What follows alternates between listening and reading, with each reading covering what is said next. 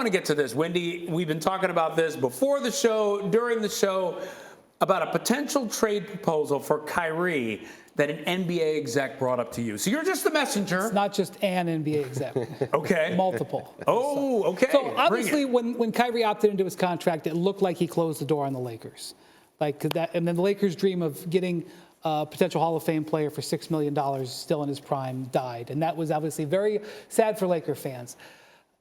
If the Kyrie reunion coming back to the Nets hits some bumps, and they explore the possibility of, you see, I said if. Mm-hmm. There's people in this league, agents, executives believe that talks with the Lakers could be restarted. And so you say, well, how can they possibly get him? Why would the Nets ever consider taking Russell Westbrook for Kyrie Irving? Why would the Lakers consider paying draft picks? And the reason is because in a potential trade like this, the Lakers would save $11 million in actual salary and potentially up to $30 million when you include the luxury tax. So right there is enough as a reason to include potentially a first-round pick in the deal. And if this were to happen in the offseason, the Lakers would potentially be able to have some more flexibility with other salaries. So I am not going to sit here and tell you that I think that this is going to happen in the next 2 days. Mm-hmm. But if the Nets don't get to a place with Kyrie Irving where they think that things will improve, I think they could revisit this. And depending on what else the Nets might be looking at, I don't think it's impossible that this could be looked at down the line. I mean, so Brian, the proposal, wait, I just want to clarify this. The proposal is this: Kyrie Irving for Russell Westbrook and draft compensation. And we're talking about 1 or 2 first-rounders? Let's negotiate. I mean, because it would save the Lakers an extraordinary amount of money. There's value in that. Just the mere thought of this is mind-blowing. On so many levels. Tim, would Durant play with Westbrook? How would Westbrook fit in all this? Would the Nets do this? Would they even be a contender after this? Please. If Brian's saying that the Lakers would save money so they have to include draft picks is the laughable part of this. I understand where executives are coming from, given that the Lakers are the only team interested in trading for Russ.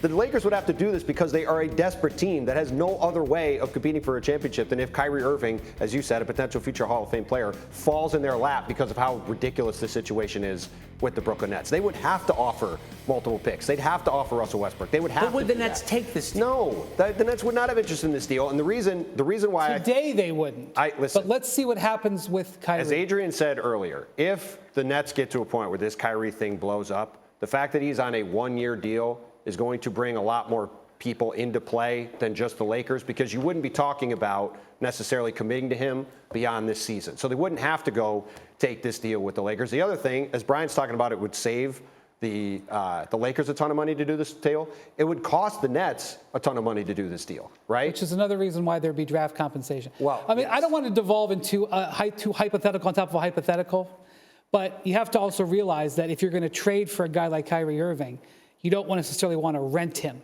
if it's going to cost you stuff. So if you want to trade Kyrie, you want to maybe trade for him if he wants to stay. Well, but the issue is not a lot of people want to buy into Kyrie. I think teams would potentially rather rent. I mean, I think that is to me that is the appeal of this situation, is you're not buying. But I have to say the other side of this on the Nets side is they're getting the expiring deal of Russell Westbrook, which is a value to them. And right? they have the draft picks that they got from Philadelphia in the Harden trade, and they would have draft picks that they potentially would get from the Lakers that they could then reroute. It also may determine, Ryan, on what Russell Westbrook looks like this season. Right. How his situation develops in Los Angeles, because we have a team in Los Angeles saying, Russ, we want a different Russ next year. And we have a team in Brooklyn saying we want a different Kyrie next year, both on big 1-year contracts.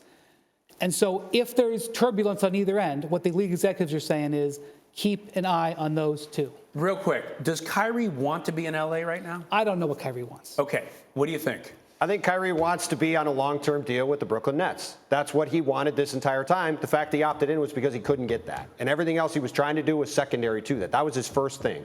I want to sign with the Nets long-term. The Nets didn't want to do it. Okay, but he might still want to be in LA.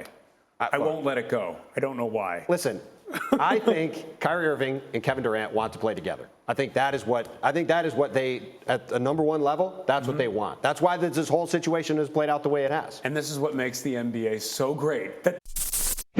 Thank you for watching ESPN on YouTube. For live streaming sports and premium content, subscribe to ESPN+.